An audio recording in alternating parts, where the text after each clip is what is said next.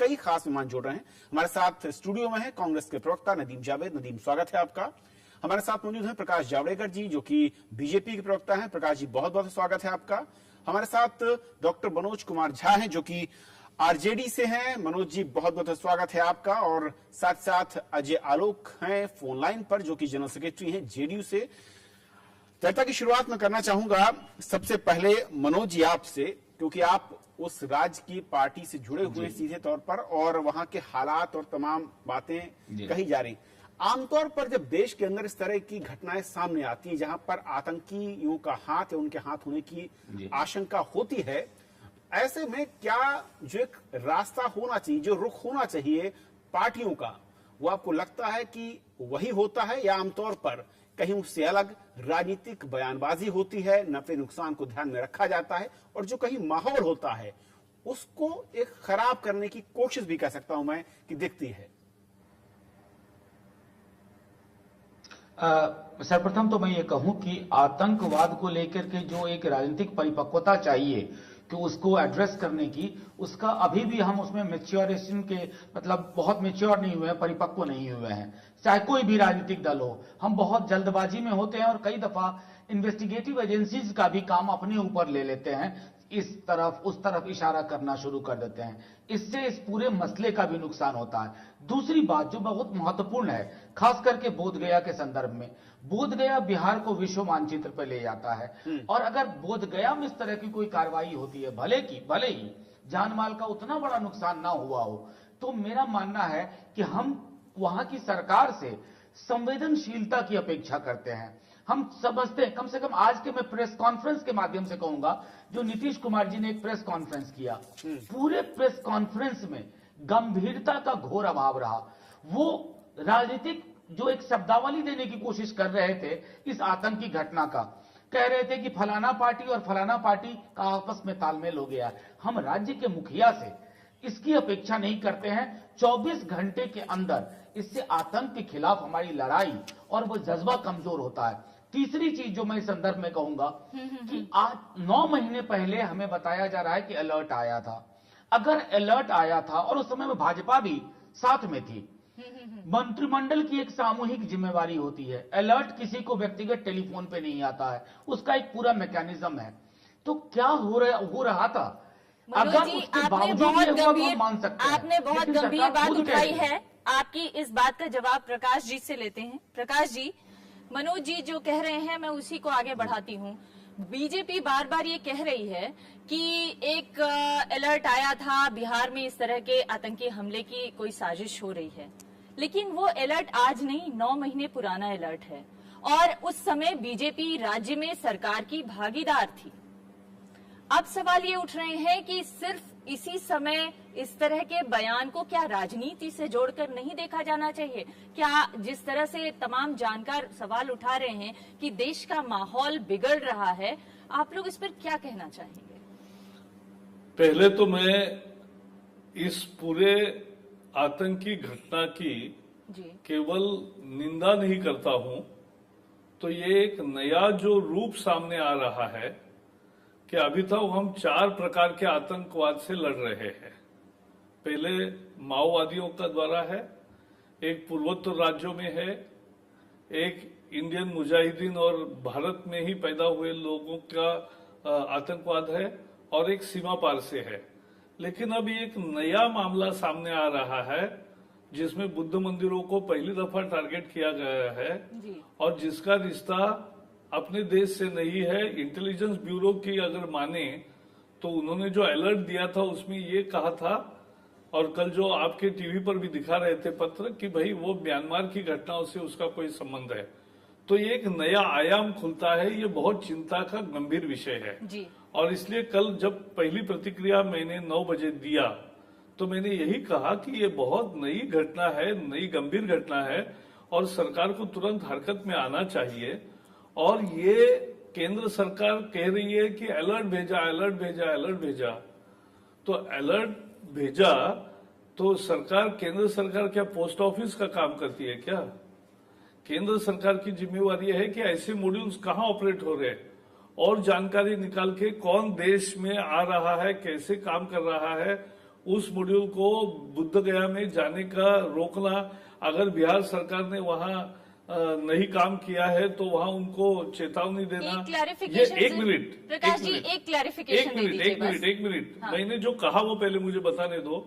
और इसलिए ये समय है कि देश एकजुट होकर आतंकवाद का मुकाबले का एक नक्शा तैयार करे और सरकार को इसमें पहल करनी चाहिए कि क्या नक्शा होगा आतंकवाद से लड़ने का। आज जो सरकार की पार्टी ही 3 मुंह से बोल रही है, दिग्विजय का अगर चलेगा लाइन तो राजनीति तो उन्होंने शुरुआत की। कहाँ है मोदी का भाषण का सवाल? प्रकाश जी, इनको तो उकसाने के आरोप में गिरफ्तार करना चाहिए। प्रकाश जी, 2-3 सवाल हैं, 2-3 सवाल हैं, एक बार सुन लीजिए, इसके बाद जवाब दीजिएगा। पहली बात तो ये कि ये कहा जा रहा है, आप ही की पार्टी के नेताओं की तरफ से कहा गया कि ये जो अलर्ट था वो दिल्ली पुलिस के कमिश्नर की तरफ से कहा गया कोई बयान था 9 महीने पहले। दूसरी बात, आप ये कह रहे हैं कि दिग्विजय सिंह अपनी तरफ से राजनीति कर रहे हैं। ठीक है, वो राजनीति कर रहे होंगे, लेकिन उससे ठीक 1 दिन पहले की बात, जब आपके महामंत्री जनरल सेक्रेटरी अमित शाह जाकर अयोध्या में ये कहते हैं कि हम राम मंदिर बनवाएंगे, उसके अलावा ऐसे 2-4 और घटनाक्रम भी हम कह सकते हैं जो इस तरह की बातों की तरफ संकेत करते हैं कि राजनीति, इस तरह के कम्युनल राजनीति को बढ़ावा दिया जा रहा है। तो फिर आप एक ही पार्टी के एक नेता को इस तरह से क्यों कह रहे हैं? क्योंकि राजनीति तो दोनों तरफ से होती हुई दिख रही है। पहले तो एक बात साफ करें, राम जन्मभूमि पे राम मंदिर नहीं होगा तो क्या रावण मंदिर होगा? एक दूसरी बात है, हम भारतीय जनता पार्टी, एक मिनट आप मुझे 2-2 बातें तो बात दो, मैं वही बता रहा हूँ। मेरा वाकई आप सुनना नहीं चाहते तो फिर रहे हो, आप ही बोलो। भारतीय जनता पार्टी ने लगातार ये बात कही है कि उच्चतम न्यायालय के फैसला जल्दी आए या आपसी सहमति से वहां जल्दी राम मंदिर बने, ये करोड़ों लोगों की अपेक्षा है। अब इसमें कहां सांप्रदायिकता है? दूसरी बात, बुद्ध मंदिर रहना चाहिए, वहां बुद्ध के मूर्ति पर 12 बम लगा के जाता है, कोई देखरेख के लिए नहीं। क्या केंद्र सरकार और राज्य सरकार दोषी नहीं इसमें? और इसलिए मैं मानता हूं कि अच्छा हुआ कि मूर्ति को, मूल जो बड़ी मूर्ति है उसको कोई नुकसान नहीं हुआ, लेकिन ये बम वहां तक जाते हैं, 12 बम लगते हैं, 10 बम फटते हैं, तो ये देश को एक नया संकट है। इसको दिग्विजय सिंह के जैसे नौटंकी करके तो नहीं होगा ना उसका सामना करने के लिए गृह मंत्री को बिल्कुल। और अच्छा, ये कोई हमने थोड़ा ही कहा मुस्लिम, हमने तो कोई मजहब का नाम कभी लेते नहीं, सांप्रदायिकरण करने के। इंडियन मुजाहिदीन मुस्लिम नहीं होता है, इंडियन मुजाहिदीन है, वो आतंकी संगठन, उसको पाबंदी है, और इसलिए उसका जिक्र करना वो तो गलत नहीं है। और वो नीरज कुमार दिल्ली के पुलिस कमिश्नर है, उनका बयान ले लो ना राज्यसभा टीवी जाकर, उनका बयान लेको और वो क्या कह रहे देखो, आपको पता चलेगा। ये उनका दिया हुआ, कल आपका टीवी दिखा रहा तो हम क्या करें? आप जो बात कर रहे हैं, विश्वास तो करें। आप जो बात कर रहे हैं कि कैसे स्टेट और सेंटर मिलकर इस तरह की हरकतों पर लगाम लगाएं, कैसे इंटेलिजेंस ब्यूरो मजबूत हो, कैसे कोऑर्डिनेशन हो, ये बहुत ही अहम मौजूद सवाल है जो बार बार उठते हैं। मेरा सवाल थोड़ा उससे अलग था, इसमें चर्चा चाह रहा था। नदीम, आपको मौका दूंगा इस चर्चा में। क्यों ऐसा बार बार होता है कि जिस वक्त देश की जनता चाहती है कि वो एकजुट खड़ी हो ऐसे मौकों पर, तब ऐसे मौकों पर राजनीतिक दलों की ओर से जिस तरीके से बयानबाजी होती है, तो आपको नहीं लगता कि उन बयानबाजियों पर, खासकर ऐसे मौकों पर जो माहौल है उसको अगर खराब किया जा रहा है, खराब करने की एक कोशिश भी, एक प्रयास भी होता है, तो फिर उस पर कुछ कानून बने, आप सभी पार्टियां तैयार हों, कुछ एक रास्ता निकले इसके लिए? देखिए, जो गया में हुआ वो बड़ा तकलीफदेह है, इसको पूरा हिंदुस्तान एक तरफ से क्रिटिसाइज कर रहा है। 2-3 बातें हैं जो मोटी मोटी निकल के आ रही है। एक तो ये है कि स्पेसिफिक अलर्ट स्टेट को दिया था हाईवे ने, इसमें कहीं कोई दो राय नहीं है। दूसरी बात यह है कि जो मंदिर के अंदर का जो परिसर का जो तरीका है सुरक्षा का, उसमें 9 सदस्यीय एक टीम है, 1949 का बोध गया एक्ट है, उसके आधार पे तो वो सुरक्षा वहां की लोकल सिस्टम करता है और उसमें बाहर से बहुत ज्यादा हस्तक्षेप नहीं किया जा सकता, चूंकि धार्मिक पवित्रता को देखते हुए। तीसरी बात जो बार बार होती है, और हर धमाके के बाद या कहीं कोई इस तरह का हादसा होता है तो भारतीय जनता पार्टी की तरफ से राजनीति शुरू हो जाती है। आप 1999 याद करिए, विमान अपहरण हुआ था, पार्लियामेंट में एक्ट हुआ था, पार्लियामेंट पे हमला हुआ था, तो जब आप स्पीचेस निकाल के देखेंगे कांग्रेस के नेताओं की, तो उस टाइम यही कहा गया था कि जो कुछ हुआ है पूरा विपक्ष सत्ता पक्ष के साथ खड़ा है और भारत सरकार जो फैसला करेगी और जिस तरह से लड़ाई लड़ेगी हम साथ देंगे। इसका मतलब आपकी पार्टी अगर आपकी इजाजत हो तो मैं बात लेके अब जो है पहले से राजनीति करने मैं अगर आपकी इजाजत हो तो मैं अपनी बात कंप्लीट कर लूं, फिर आपके सवाल का भी जवाब देने का प्रयास करूंगा। हाँ। बात यह है कि कांग्रेस पार्टी तो सबसे ज्यादा आतंकवाद की शिकार हुई है।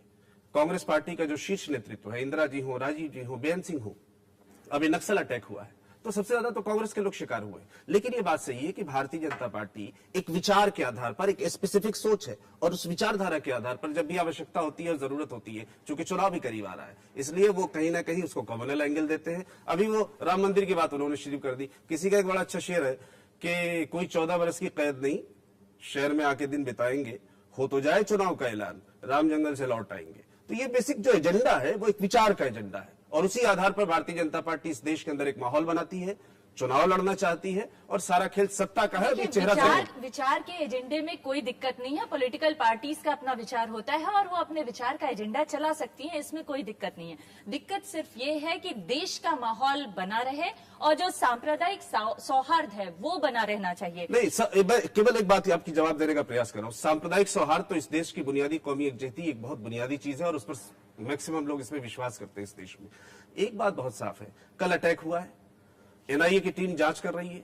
कहां से ये रिपोर्ट लीक होने लगी कि ये लोग हैं या वो लोग हैं या वो लोग हैं, भारतीय जनता पार्टी के प्रवक्ता अलग अलग चैनल्स में जाकर बात कर रहे हैं। मेरी बात कंप्लीट हो जाए सर, मैंने आपकी बात को बहुत जिम्मेदारी से सुना है, बहुत जिम्मेदारी से आपको स्वाद सुना है। मेरी बात सुन लीजिएगा सर और उसके बाद जवाब दीजिएगा। हाँ जी। भारतीय जनता पार्टी के लोग कल से ही चैनल पे जाना शुरू कर दिए और इशारा उन्होंने घुमा घुमा के अलग अलग तरीके से करना शुरू कर दिया। आप जवाब आने दीजिए, एनआईए जांच कर लेगी। जो लोग होंगे वो जनरल सेक्रेटरी या नेशनल सेक्रेटरी हैं आलोक जी। आलोक जी, क्या आप अभी हमें सुन पा रहे हैं? इस तमाम चर्चा को आपने सुना? हाँ। अब मैं आपसे एक चीज जानना चाहती हूँ, ये जो इस समय 2 दिनों से बोधगया मंदिर पर धमाके के बाद अलग अलग पॉलिटिकल रिएक्शंस आ रहे हैं, उसको लेकर क्या राज्य सरकार को जांच में कोई दिक्कत पेश आ रही है? मुझे सबसे पहले ये बताने दीजिए कि बिहार में अगर आप आतंकवादी घटनाओं को देखें तो ये बिहार का पहला अवसर है जब बिहार में आतंकवादी घटनाएं हुई जी। तो इस पे हम उम्मीद करते हैं तमाम राष्ट्रीय पार्टियों से, हम उम्मीद करते थे कि सबको एक के साझा तरीके से एक मजबूत आवाज उठाएंगे इस आतंकवाद के खिलाफ। और अफसोस है मुझे कि राजनीतिक दुष्चरित्र का इससे बड़ा उदाहरण कोई सामने नहीं आएगा कि घटना होने के बाद जब मुख्यमंत्री तुरंत वहां पहुंचते हैं तो वहां पे घायलों को देखने की जगह मुख्यमंत्री के खिलाफ झंडे लगाए जाते हैं, नारे लगाए जाते हैं। इसका मतलब उन्हें इस राजनीतिक घटना से कोई मतलब नहीं है। उनका ज्यादा मतलब इसमें था कि इस घटना से अपना राजनीतिक फायदा कैसे उठाएं। और मुझे ये बताइए कि अलर्ट होने के बावजूद भी आज अमेरिका से लेके, यूरोप से लेके, एशिया से लेके हर देश आतंकवाद की समस्या से स्थित है और कहाँ ये अटैक नहीं होते हैं। नहीं, और हमारी तरफ से मुकम्मल तैयारी। अजय जी, इसमें मैं आपको रोकना चाहूंगी। अलर्ट होने के बावजूद दूसरे देश या दूसरे राज्य अपने यहाँ सुरक्षा बढ़ाते हैं। आप लोगों ने अलर्ट होने के बावजूद क्या किया? अलर्ट मिलने के बाद आप लोगों ने वहाँ की सुरक्षा बढ़ाने के लिए क्या किया? बहुत सारे अलर्ट्स आए जी। अलर्ट होने के बाद 2 जुलाई को मीटिंग भी हुई थी। 2 जुलाई की मीटिंग के बाद उन्हें हमने प्रस्ताव भी दिया था, समिति है कि इसमें सुरक्षा और बढ़ानी चाहिए। इसमें एक सामूहिक निर्णय भी हो गया था। और अभी जब ये घटना के बाद सबसे पहले माननीय मुख्यमंत्री जी ने सीधे कहा कि हम इस पूरी सुरक्षा को सीआईएसएफ, केंद्रीय औद्योगिक सुरक्षा बल को देना चाहते हैं, जो कि इस देश की शीर्ष संस्था है और ऐसी जगहों की सुरक्षा करने में पूर्णतः सक्षम है। आप ये बताएं कि एक घटना पर राजनीति करनी जरूरी है कि उस घटना के खिलाफ मजबूती से खड़ा होना जरूरी है? जी, यही सवाल ये आज मिल के बंद कर रहे हैं। ये आज भारतीय जनता पार्टी जो 15 दिन तक हमारे थी, आज अचानक उल्टा टर्न मारते हुए ये लोग बंद कर रहे हैं। कोई धरने पे बैठा है, राष्ट्रीय जनता दल के साथ मिल रहे हैं। दुष्चरित्र, राजनीतिक दुष्चरित्र का इससे बड़ा उदाहरण क्या होगा? अजय आलोक जी, आप बीजेपी पर, जो आपकी 15 दिन पहले आपकी सहयोगी रही है सत्ता में, उसके ऊपर ये आरोप लगा रहे हैं कि वो राजनीति कर रही है। बिल्कुल, ये बिल्कुल और बिल्कुल शुद्ध राजनीति कर रहे हैं, घटिया राजनीति कर रहे हैं। प्रकाश जी क्या बोले, जिनको बुद्ध मंदिर का अलर्ट मिलके सुरक्षा नहीं करने आती, खुद के गिरेबान में झांक कर देखना चाहिए और जनता से माफी मांगनी चाहिए कि बुद्ध जैसे ये अक्षरधाम की दुनिया के विश्व धरोहर जो है, विश्व धरोहर की रक्षा करने में हम नाकाम रहे, हम जनता से माफी मांगते हैं। लेकिन ये न करते हुए दूसरे को गाली गलौज करे, ये तो नाच न जाने अंगद टेढ़ा जैसे हो गया। और उससे बड़ी बात यह है, मैं गंभीर बात कह रहा हूँ, गंभीर बात यह है कि हम आतंक से कैसा लड़ेंगे। क्या आप कभी पूछेंगे नहीं कि प्रधानमंत्री इतने बड़े हमले के बाद एक केवल उन्होंने भर्त्सना की, लेकिन एक जनता को विश्वास क्यों नहीं दिलाते कि भाई ये मेरी योजना है जी। और सारा देश मेरे साथ रहेगा, मुझे विश्वास है। और मैं भी विश्वास देता हूं कि आने वाले दिनों में ऐसी घटना कभी नहीं होने देंगे। अगर अमेरिका का राष्ट्रपति गिन के कहता है कि 11 साल हुए, एक भी घटना हमने नहीं होने दी, तो हमारे प्रधानमंत्री ऐसा क्यों नहीं कह सकते? प्रकाश जी, ये मेरा सवाल है। अगर आप इजाजत दें तो एक सवाल मैं आपसे करना चाहती हूँ। बिल्कुल। ये कि आप ये कह रहे हैं कि प्रधानमंत्री ने घटना की निंदा की, उसकी भर्त्सना की, लेकिन उसके आगे बढ़कर जनता को भरोसा नहीं दिलाया। और दूसरी तरफ आप ये कह रहे हैं कि सत्ताधारी पार्टी के महासचिव दिग्विजय सिंह राजनीति कर रहे हैं। बिल्कुल। इसका मतलब ये है कि आप ये चाहते हैं कि गंभीरता से केंद्र सरकार इस पर एक्शन ले। केंद्र सरकार ने एनआईए की टीम भेजी, वहां पर जांच कर रही है एनआईए की टीम, और गंभीरता से जांच हो रही होगी, ऐसा देश को या कम से कम मीडिया को भरोसा है। अब इसमें आप किसको सही मानते हैं? प्रधानमंत्री जो चुप रह के एनआईए जांच करने के लिए एक तरह से अपनी सरकार को कह रहे हैं या आगे बढ़ा रहे हैं, उसको आप सही मानते हैं या बयान को सही मानते हैं? आप दोनों भी सही वास्तविकता है कि आपको पता नहीं कि एनआईए बेचारी सुबह से तुरंत तैयार थी, उनको ले जाने वाला हवाई जहाज बोध गया पहुंच ही नहीं पाया, तो फिर उनको कमर्शियल एयरक्राफ्ट से भेजना पड़ा। तो अगर इस तरह की हमारी तैयारी है आतंक से लड़ने की, तो आतंक से ऐसा तो नहीं लड़ा जा सकता ना। चुस्त योजना चाहिए और अमल भी चाहिए। इस सवाल का जवाब जरूरी है जी, क्योंकि ये देश को गुमराह करने वाला जवाब है। एनआईए को जिस चार्टर जहाज से ले जाना था, वो चार्टर जहाज गया, मौसम खराब था, लैंड नहीं हो सकता था, वापस आना पड़ा। चूंकि मौसम खराब है, लोगों की जान जोखिम में नहीं डाली जा सकती, वापस आए, फिर उनको एक कमर्शियल जहाज से भेजा गया और फिर वहां से उनकी व्यवस्था की गई ताकि जल्दी से जल्दी पहुंचे। इसलिए ये कह देना कि वहां सुविधा नहीं थी या भारत सरकार ने इस तरह से नहीं किया, ये गैर जिम्मेदारी का जवाब है। और मुझे लगता है कि प्रकाश जावड़ेकर जी को इसको देखना चाहिए। लेकिन एक सवाल जो अहम है कि जैसे चुनाव के वक्त क्या होता है कि एक आचार संहिता लागू हो जाती है ताकि बयानबाजी इस तरह की ना हो कि कुछ प्रभावित हो या किसी पर गलत असर पड़े। क्या इस वक्त ऐसा लगता है आप पार्टियों को, सभी पार्टियों में राय चाहता हूं कि जब देश में इस तरह का मामला हो तो उसमें एक आचार संहिता होनी चाहिए राजनीतिक दलों की ओर से, नेताओं पर, कि असल वो क्या बयान दें और क्या न दें, ताकि जो माहौल है और जो जांच है वो कहीं उसका गलत इंपैक्ट न पड़े उस पर। बिल्कुल आपकी बात 100% जायज है। देखिए कुछ चीजें ऐसी होती हैं, खासतौर से जो राष्ट्रीय महत्व के जो मुद्दे हैं, उन मुद्दों पर एक राय बननी चाहिए। सत्ता पक्ष के साथ साथ जो विपक्ष के जिम्मेदार लोग हैं, और विशेष रूप से भारतीय जनता पार्टी चूंकि बड़ा राजनीतिक दल है और लोकसभा के ज्यादा सदस्य उनके पास है, उनकी विशेष जिम्मेदारी और जवाबदारी बनती है कि इस तरह की चीजों पर राजनीतिक बयानबाजी के बजाय राष्ट्र हित में कैसे बात की जाए। आप कह रहे हैं कि मतलब आप सहमत हैं कि इस तरह के कदम उठाने की जरूरत है? उठाने की जरूरत है, ताकि कम से कम इस तरह के मुद्दों पर जो राष्ट्रीय मुद्दे हैं और जिस पर देश का सवाल जहां आ जाता है, वो पार्टियों से बड़ा हो जाता है, वो तमाम चीजों से ऊपर उठ के बात हो जाती है। मनोज जी, इसलिए मैं समझता हूँ कि इसमें हल्कापन नहीं होना चाहिए। मनोज जी, इसके साथ एक और चीज मैं जोड़ना चाहूंगी। क्या ऐसे माहौल में कोई मोरेटोरियम जारी होना चाहिए ताकि राजनीतिक दल इस पर राजनीति न करें और जो इस तरह की घटनाएं हैं उसकी निष्पक्ष तरीके से जांच हो सके? 100%। और मैं मानता हूं कि हम जिस तरह के एक डाइवर्स समाज हैं, उसमें इस तरह के आचार संहिता की बहुत आवश्यकता है। एक छोटी बात कहूंगा, आपसे पूर्व में एक दूसरे टेलीविजन चैनल पे था, वहां पे कई सारे लोग, 2-3 एक दल के और एंकर महोदय खुद भी लगातार इस कोशिश में थे कि मुजरिमों को दरभंगा मधुबनी से गिरफ्तार करके चिन्हित कर दिया जाए।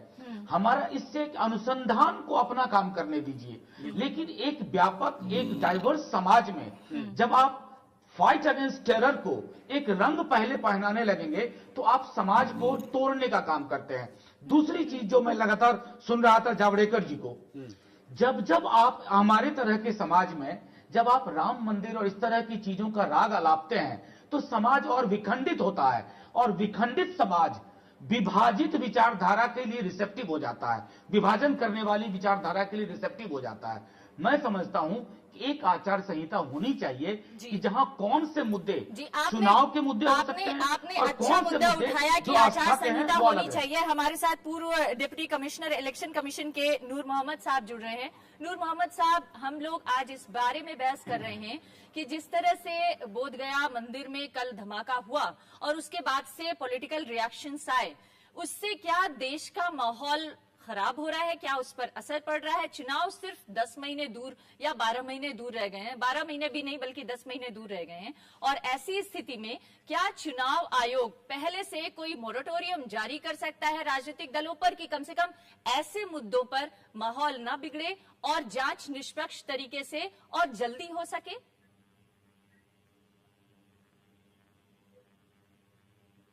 नूर मोहम्मद साहब, क्या आप मेरी आवाज सुन पा रहे हैं? जी। ये एक जहां तक इसकी बात है कि इलेक्शन कमीशन कोई मॉरिटोरियम, जी हाँ मैं सुन रहा हूँ जी। दरअसल जहां तक इसकी बात है कि इलेक्शन कमीशन कोई मॉरिटोरियम जारी कर सकता है कि नहीं, उसके लिए आपने देखा होगा कि अभी कुछ दिनों पहले ये मैनिफेस्टो को ऑडिट करने के लिए इलेक्शन कमीशन को सुप्रीम कोर्ट ने कहा है।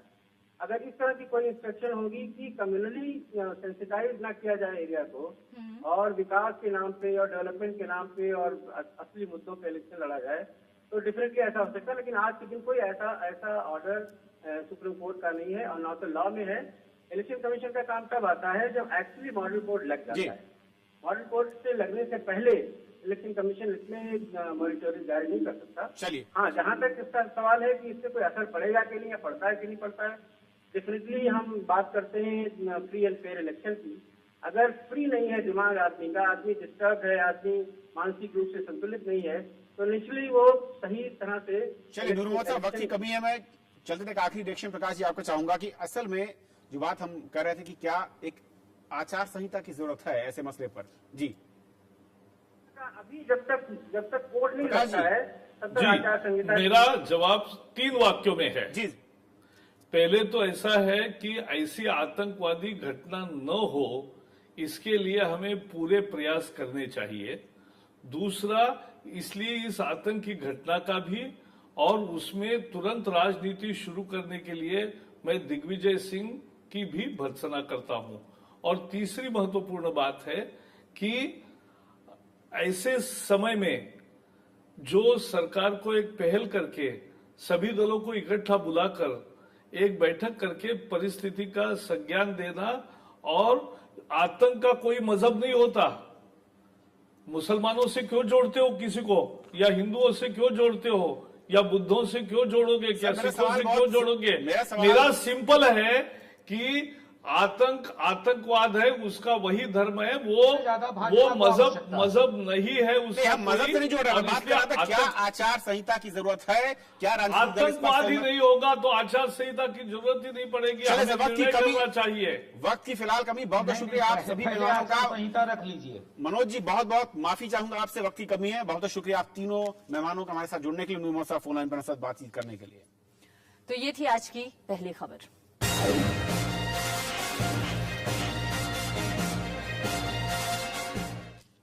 एक ब्रेक के लिए रुकेंगे, ब्रेक के बाद भी खबरें जारी रहेंगी।